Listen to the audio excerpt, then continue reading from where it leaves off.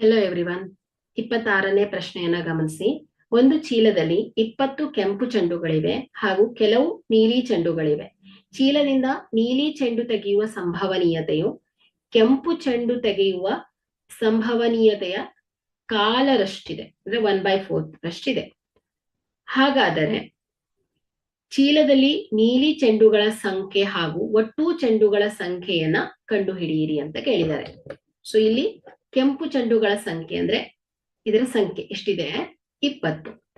ಹಾಗೆ ನೀಲಿ ಚೆಂಡುಗಳ ಸಂಖ್ಯೆ ಗೊತ್ತಿಲ್ಲ, ಕೆಲವು ನೀಲಿ ಚೆಂಡುಗಳಿವೆ ಅಂತ ಹೇಳಿದರೆ, ಸೊ ಹಾಗಾಗಿ ಎಕ್ಸ್ ಅಂತ ತಗೊಂಡಿದ್ದೇವೆ.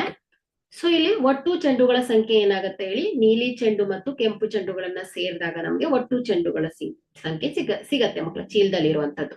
ಸೊ ಹಾಗಾಗಿ ಇದನ್ನ 20 ಪ್ಲಸ್ ಎಕ್ಸ್ ಅಂತ ತಗೊಂಡ್ರೆ ಓಕೆ. ಸೊ ಈಗ ನಾವು ಇಲ್ಲಿ ಹೇಳಿಕೆಯಲ್ಲಿ ಏನ್ ಹೇಳಿದ್ದಾರೆ, ಕೆಂಪು ಚೆಂಡು ತೆಗೆಯುವ ಸಂಭವನೀಯತೆ ಕಾಲರಷ್ಟಿದೆ.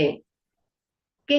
ಸೊ ಇಲ್ಲೇನ್ ಹೇಳ್ತಾ ಇದಾರೆ ಅವರು, ಚೀಲದಿಂದ ನೀಲಿ ಚೆಂಡು ತೆಗೆಯುವ ಸಂಭವನೀಯತೆಯು ಕೆಂಪು ಚೆಂಡು ತೆಗೆಯುವ ಸಂಭವನೀಯತೆಯ ಕಾಲರಷ್ಟಿದೆ ಅಂತ ಹೇಳ್ತಾ ಇದ್ದಾರೆ. ಓಕೆ. ಸೊ ಹಾಗಾದ್ರೆ ಇಲ್ಲಿ ನೋಡಿ, ಮೊದಲನೇದಾಗಿ ಕೆಂಪು ಚೆಂಡು ಬರುವ ಸಂಭವನೀಯತೆ ಏನಾಗತ್ತೆ ಹೇಳಿ, ಕೆಂಪು ಚೆಂಡುಗೆ ಅನುಕೂಲಿಸುವ ಫಲಿತಗಳ ಸಂಖ್ಯೆ ಡಿವೈಡೆಡ್ ಬೈ ಒಟ್ಟು ಫಲಿತಗಳ ಸಂಖ್ಯೆ ಆಯ್ತು. So is equal to 20 divided by ಒಟ್ಟು ಫಲಿತಗಳ ಸಂಖ್ಯೆ ಎಷ್ಟು ಹೇಳಿ, 20 ಪ್ಲಸ್ ಎಕ್ಸ್. ಅದೇ ರೀತಿಯಾಗಿ ನೀಲಿ ಚೆಂಡು ತೆಗೆಯುವ ಸಂಭವನೀಯತೆ ಏನಾಗುತ್ತೆ ಹೇಳಿ, ಬಿಗೆ ಅನುಕೂಲಿಸುವ ಫಲಿತಗಳ ಸಂಖ್ಯೆ ಡಿವೈಡೆಡ್ ಬೈ ಏನ್ ಹೇಳಿ, ಒಟ್ಟು ಫಲಿತಗಳ ಸಂಖ್ಯೆ ಈಸ್ ಈಕ್ವಲ್ ಟು ಏನ್ ಹೇಳಿ, ಎಕ್ಸ್ ಡಿವೈಡೆಡ್ ಬೈ. ಸೊ ಇಲ್ಲಿ ನೀಲಿ ಚೆಂಡುಗಳು ಎಷ್ಟಿದೆ ಅನ್ನೋದು ಗೊತ್ತಿಲ್ಲ, ಸೊ ಹಾಗಾಗಿ ಇದನ್ನ ಎಕ್ಸ್ ಅಂತ ಇಟ್ಕೊಂಡಿದ್ದೇವೆ. ಸೊ ಒಟ್ಟು ಫಲಿತಗಳು 20 ಪ್ಲಸ್ ಎಕ್ಸ್ ಆಯ್ತು. ಸೊ ಈಗ ನಾವಿಲ್ಲಿ ನೀಲಿ ಚೆಂಡುಗಳ ಸಂಖ್ಯೆಯನ್ನ ಲೆಕ್ಕ ಹಾಕ್ಬೇಕು. ಸೊ ಇಲ್ಲಿ ನೀಲಿ ಚೆಂಡು ತೆಗೆಯುವ ಸಂಭವನೀಯತೆಯು ಕೆಂಪು ಚೆಂಡು ತೆಗೆಯುವ ಸಂಭವನೀಯತೆಯ ಕಾಲರಷ್ಟಿದೆ ಅಂತ ಹೇಳಿದ್ದಾರೆ. ಸೊ ಹಾಗಾದ್ರೆ ಇಲ್ಲಿ ಏನ್ ಬರಿಬಹುದು ನಾವು, ನೀಲಿ ಚೆಂಡು ತೆಗೆಯುವ ಸಂಭವನೀಯತೆಯು ಹೇಗಿದೆ ಅಂತೆ, ಕೆಂಪು ಚೆಂಡು ಬರುವ ಸಂಭವನೀಯತೆಯ ಕಾಲರಷ್ಟಿದೆ. So once again red. Okay. So ಕಾಲರಷ್ಟಿದೆ. ಸೊ ಈ ರೀತಿಯಲ್ಲಿ ಈಕ್ವೇಶನ್ ಬಂತು. ಸೊ ಈಗ ನಾವು ಸಮಸ್ಯೆಯಲ್ಲಿರುವ ಅನುಪಾತವನ್ನ ಬಳಸ್ಕೊಂಡು ಈ ಸಮೀಕರಣವನ್ನ ಬರೆದಾಗ, ಸೊ ಪಿ ಆಫ್ ಬಿ ಎಷ್ಟಿದೆ, x divided by 20 plus x is equal to 1/4 into ಕೆಂಪು ಚೆಂಡು.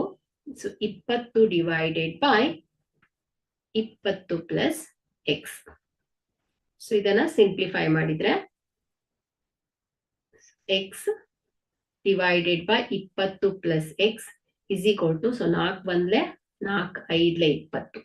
ಸೊ ಇದೇನಾಯ್ತು, 5 divided by 20 plus x. So ನೋಡಿ ಇಲ್ಲಿ ಎರಡೂ ಬದಿಗಳಲ್ಲಿ ಛೇದವು ಒಂದೇ ಆಗಿರೋದ್ರಿಂದ ಅಂಶಗಳನ್ನ ಸಮೀಕರಿಸಬಹುದು.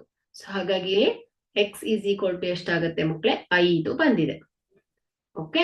ಸೊ ಈಗ ಎಕ್ಸ್ ಅನ್ನೋದು ಏನಾಗಿತ್ತು ಮಕ್ಕಳೇ, ನೀಲಿ ಚೆಂಡುಗಳ ಸಂಖ್ಯೆ ಆಗಿತ್ತು. ಸೊ ಹಾಗಾಗಿ ಇಲ್ಲಿ ನೀಲಿ ಚೆಂಡುಗಳ ಸಂಖ್ಯೆ ಬಂದಿದೆ ನಮಗೆ ಅಲ್ವಾ. ಸೊ ನೀಲಿ ಚೆಂಡುಗಳ ಸಂಖ್ಯೆ ಎಷ್ಟು, 5.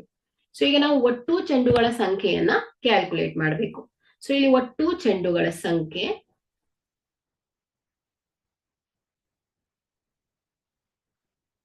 ಈಸ್ ಈಕ್ವಲ್ ಟು ಏನ್ ಹೇಳಿ, 20 ಪ್ಲಸ್ ಎಕ್ಸ್. ಸೊ ಇಲ್ಲಿ ಎಕ್ಸ್ ಎಷ್ಟು, 5. ಸೊ ಹಾಗಾಗಿ ಇಲ್ಲಿ ಎನ್ ಆಫ್ ಎಸ್ ಒಟ್ಟು ಚೆಂಡುಗಳ ಸಂಖ್ಯೆ 20 ಪ್ಲಸ್ 5 ಈಸ್ ಈಕ್ವಲ್ ಟು ಎಷ್ಟಾಯ್ತು ಹೇಳಿ, 25. ಸೊ ಹಾಗಾಗಿ ಇಲ್ಲಿ ನೀಲಿ ಚೆಂಡುಗಳ ಸಂಖ್ಯೆ 5 ಮತ್ತು ಒಟ್ಟು ಚೆಂಡುಗಳ ಸಂಖ್ಯೆ ಎಷ್ಟು ಮಕ್ಕಳೇ, 25 ಆಗಿದೆ. Thank you.